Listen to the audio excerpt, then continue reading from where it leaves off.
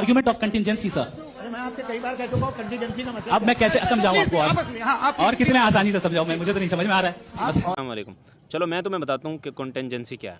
For example ये एक product है, इसको किसी ने बनाया, ये डिपेंड करता है अपने बनाने वाले पर। और अगर वो इसको बनाता है तो ये एग्जिस्ट करता है, अगर वो इसको ना बनाता तो ये एग्जिस्ट ना करता। इसकी इसी डिपेंडेंसी और एग्जिस्टेंस को, इस पूरे लॉजिक को कॉन्टेंजेंसी कहते हैं। और इस पूरे लॉजिक में ये एक कॉन्टेंजेंट है। डेफिनेट रिग्रेस ऑफ कॉज भी इसी कॉन्टेंजेंसी के लॉजिक से रिलेट करता है। फॉर एग्जांपल ऐसी सिचुएशन जिसमें एक कॉन्टेंजेंट किसी दूसरे कॉन्टेंजेंट पर डिपेंड करता है और दूसरा किसी तीसरे पर, तीसरा किसी चौथे पर। फॉर एग्जांपल अगर हम एक कॉन्टेंजेंट है, हम पैदा हुए हैं अपने वालिदैन की वजह से, और हमारे वालिदैन भी एक कॉन्टेंजेंट है, वो पैदा हुए किसी और की वजह से, यानी हमारे बाप दादा की वजह से, वो भी एक कॉन्टेंजेंट है। इसी तरह ये एक एंडलेस लूप चलती है। अगर इस पर बिलीव किया जाए तो एक स्टार्टिंग पॉइंट नहीं मिल पाता। इसी वजह से ये लॉजिक भी एथियस्ट यूज़ नहीं कर सकते। यही वजह है कि मुफ्ती इस्माइल साहब इन दो लॉजिक्स को यूज़ करके अपनी डिबेट्स को जीत चुके हैं।